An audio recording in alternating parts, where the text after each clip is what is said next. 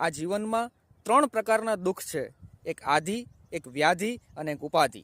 આધિ એટલે શું? તો કે જે વસ્તુ નથી એનું દુઃખ છે।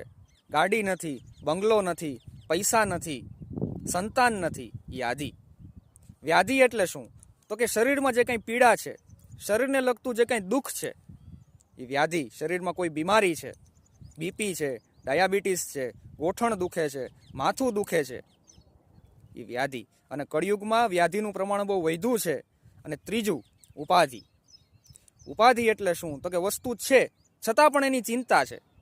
દીકરો છે પણ કયું નથી કરતો, પૈસા છે પણ રાત્રે ઊંઘ નથી આવતી, પૈસા ક્યાં સાચવવા એની ચિંતા છે, એ ઉપાધિ।